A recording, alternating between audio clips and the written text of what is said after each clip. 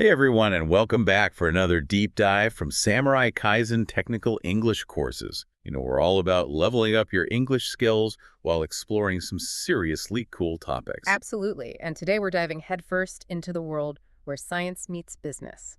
You guys sent in some awesome sources, so let's connect the dots. We've Hmm. got excerpts from this paper by Gary P. Pisano, The Evolution of Science-Based Business, Innovating How We Innovate. It's a deep dive into the history, the economics, the whole shebang. And then we've got Profitable Science. What does monetizing breakthroughs mean? Which is all about the practical side. Turning those amazing scientific discoveries into actual businesses. Right, because it's one thing to have a brilliant idea. It's a whole other thing to figure out how to make it work in the real world. Hmm. This second piece even gets into some of the ethical questions that come up when science and profit collide. It really does. Yeah. For example, imagine you've got the cure for a disease right there in your hands. What happens next? Is it something that should be available to everyone, or should there be a plan to, monetize it? What are the implications of each path? That's a tough one. On the one hand, it feels like something that could save lives, should be accessible no matter what if you can pay or not. I hear you. But developing these cures takes massive resources, years of research, countless trials, and honestly, a lot of those efforts just don't work out. Someone has to cover those costs. True. And profitable science brings up a real worry. Hmm. What if the price of a life-saving drug is so high that people who need it just can't afford it? Where do we draw the line between making a fair profit and, taking advantage of a situation? Yeah, that's where things get complicated. This actually played out in a big way with that whole Martin Shkreli situation. Remember him? He bought the rights to this essential drug and then jacked up the price by something like 5,000%. Public outrage was off the charts. 5,000%. You kidding me? He basically became the poster child for corporate greed. Exactly. And it makes you wonder, are these pressures to turn science into profit actually hurting scientific progress itself? Wait, really? How could that be? How could making money actually slow down science? Well, Pisano points out that the whole landscape of scientific research has shifted. We used to have these huge corporate research labs, the kind that were behind a lot of the major discoveries. They had the resources to invest in long-term research, even if the payoff wasn't immediate. So instead of those big labs, now we have more of these science-based businesses, Yeah. smaller companies that are laser-focused on turning their research into something they can sell. Exactly. And that changes priorities. It also brings in some unique challenges. Pisano outlines three main ones: the risk problem, the integration problem, and the learning problem. Okay, let's unpack those. What's the risk problem all about? Well, it boils down to this: scientific research is inherently risky. It's a long game with a lot of uncertainty. Can businesses, especially those that have investors breathing down their necks, really handle that level of uncertainty? It's kind of like trying to guess what the stock market's going to do next year. Haha. Yeah, kind of. You can analyze all the data in the world, but there's always a chance you'll be totally wrong. Right. And in the world of science-based businesses, that uncertainty could mean tons of experiments that fail, unexpected results, and a whole lot of money down the drain. Exactly. And that leads us to the integration problem. Pisano says that a lot of big scientific breakthroughs happen when different fields come together. You need chemists working with biologists, engineers, teaming up with physicists. The challenge is, can these businesses actually pull together all these different experts? It's like trying to build a house with only plumbers. Yeah, You might have amazing pipes, but where's the rest of the house? exactly. You need to integrate all those different skills and viewpoints, even languages, to solve problems that are just too complex for one field to handle alone. Makes sense. And then there's the learning problem. Science is all about trial and error. Can these businesses create an environment where failure isn't a bad thing, but a chance to learn and get closer to the next breakthrough? It's super important. Pisano calls this cumulative learning. Every experiment, win or lose, should add to the overall knowledge pool and shape future research. It reminds me of the Wright brothers. Okay. They didn't just snap their fingers and build a perfect airplane on the first try. It was years of tinkering, testing, crashing, and then using those failures to improve their design. Science-based businesses need that same spirit, right? Absolutely. They need to create a culture where people feel comfortable taking risks, sharing what they learn, and, learning from each other's mistakes. That's how science moves forward. But that brings us back to the money issue. If venture capitalists usually want to see a return on their investment pretty quickly, are they even the right people to be funding these long-term, high-risk ventures? That's a great question. Venture capital, with its short-term focus, might not be the ideal fit for these science-based businesses. Many of them need a decade or more of research before they see any profit. So what are the alternatives? Profitable science throws out some interesting possibilities. They do. They talk about public-private partnerships where the government puts up some of the funding and sets some goals, while private companies bring their business savvy to the table. Think NASA and SpaceX. That makes sense, especially for things like space exploration or developing new energy technologies. The potential benefits for society are huge, but the profits might be a little less certain. Exactly. Having the government involved can help reduce some of the risk for companies, letting them aim for bigger, more ambitious scientific goals. Profitable science also mentions open source models like the Human Genome Project, where data and discoveries are shared openly to speed up progress and benefit everyone. That's an interesting concept. Instead of keeping scientific knowledge a secret, you're putting it out there for anyone to use and build on. Yeah. It seems almost like the opposite of what a business would normally do. It is a different approach, but in some cases, it can lead to faster innovation and bigger benefits for everyone involved. Think about it. When researchers share their findings openly, they're basically getting the whole world to help them advance science. Wow, that's powerful. And I can see how that could really speed things up in certain fields. Yeah. But what about the companies themselves? How do they benefit if they're giving away their hard-earned knowledge? That's where it gets tricky. Open source models often require a bit of a balancing act. Companies might choose to open source some parts of their research while keeping other parts secret, or they might use open source as a way to attract talent and build a community around their work. So it's not necessarily an all-or-nothing thing. Companies can find creative ways to use open source while still protecting their business. Exactly. And this is where Pisano's idea of organizational and institutional innovation comes in. The old ways of doing business might not work for these new kinds of companies. We need fresh solutions for funding collaboration and sharing knowledge. We need to think outside the box. So what does all this mean for the average person? Are there any real-world examples of science-based businesses that have figured out how to balance scientific progress and commercial success? What makes them tick? That's a great question, and it's something we'll dive into in the next part of our deep dive. We'll look at specific companies that have tackled these challenges and built successful, sustainable businesses while pushing the boundaries of scientific knowledge. Awesome. I can't wait. Welcome back to our deep dive, where we're exploring the fascinating world of science-based businesses. We've been talking about the challenges, the risks, the need to shake things up. But the question is, are there companies out there that are actually making this work? Yeah, that's what I'm curious about. Are there companies that are proving this model can be successful? Absolutely. Profitable Science highlights a few companies that are doing just that, each with their own unique approach. Okay, I'm all ears. Let's hear about them. So one example is Patagonia.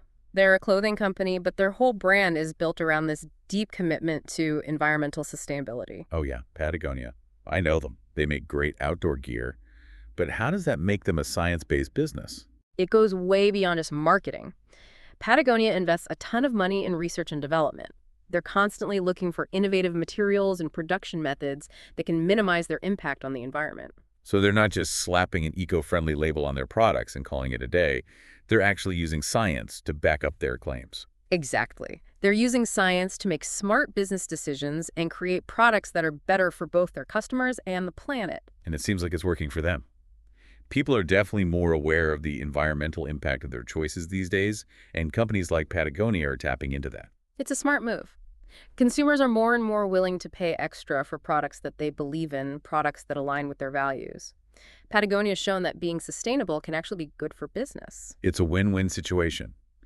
Customers get high-quality, environmentally responsible products, and the company does well by meeting that demand. Another really interesting example from Profitable Science is Moderna. You probably remember them as one of the companies that developed a COVID-19 vaccine, and they did it incredibly fast. Oh, yeah. Moderna was all over the news during the pandemic. Yeah. But how does their story fit into this science-based business model? Moderna is a perfect example of how science-based businesses can respond to urgent global challenges. They had been working on their mRNA technology for years, and when the pandemic hit, they were able to quickly adapt their research and expertise to develop a vaccine.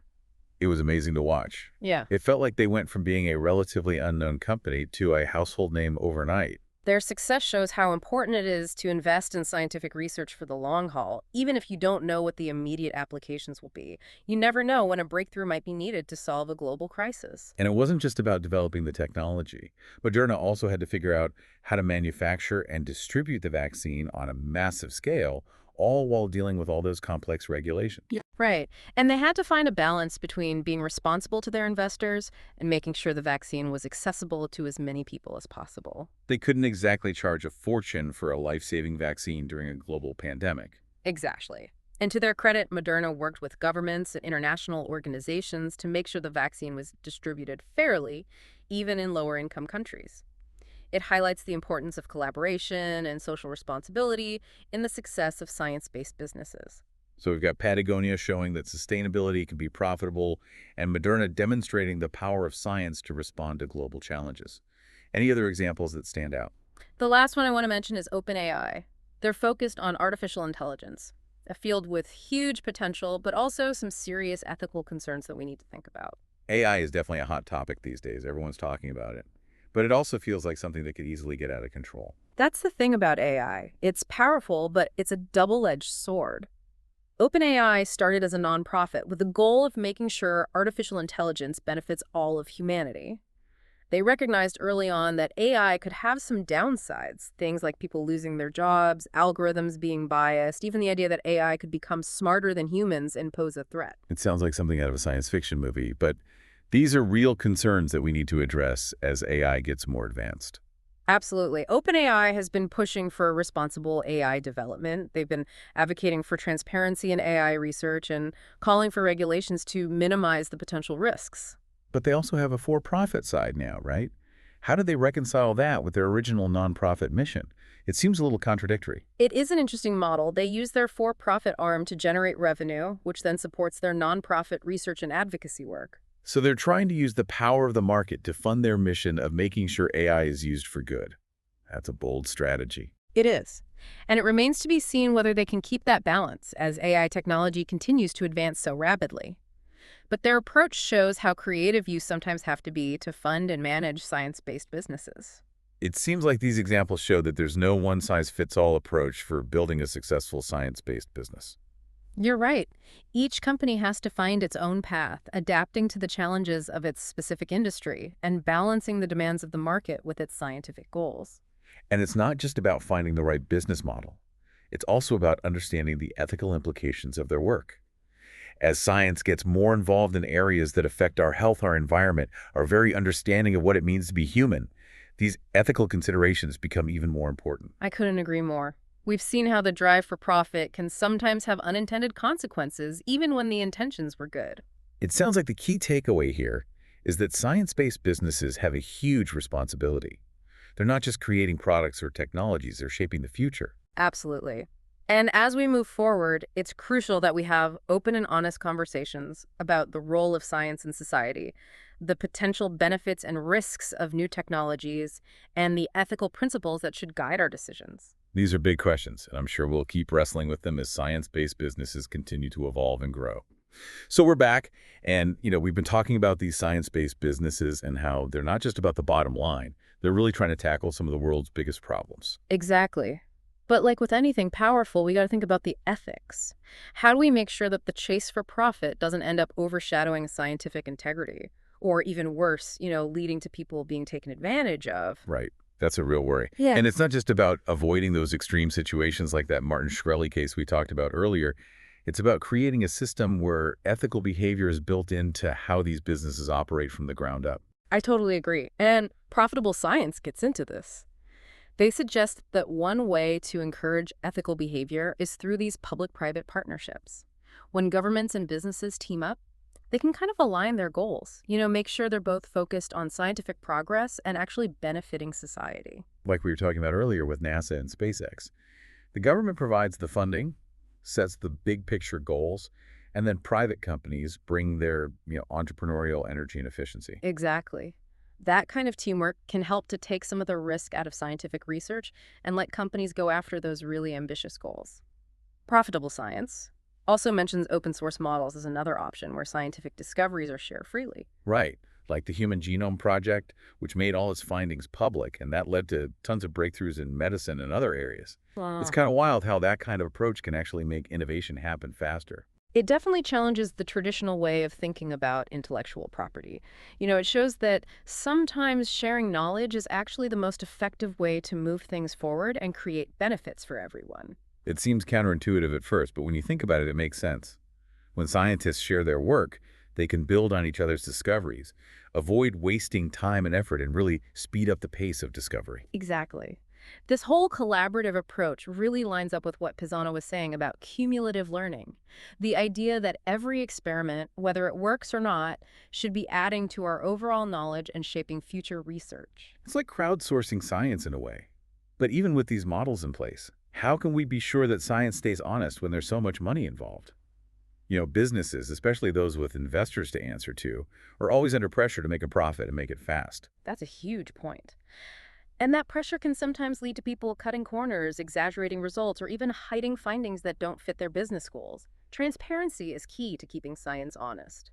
Things like open data, peer review, independent oversight, those can help make sure that research is done right and stays unbiased. It's also about building a culture of accountability within these companies. Scientists and business leaders need to be guided by a sense of responsibility. They need to understand that their decisions can have a ripple effect. For sure. It comes down to asking the tough questions. Is this discovery actually going to make a difference? Are we being upfront about the potential risks? Are we pricing our products fairly? These questions aren't always easy to answer, but they're the ones we need to be asking if we want these science-based businesses to actually make the world a better place. It sounds like there's a real balancing act here, weighing the potential benefits of science with the possible risks, and making sure that ethics are never pushed aside. It's definitely a complex landscape, and it's always changing.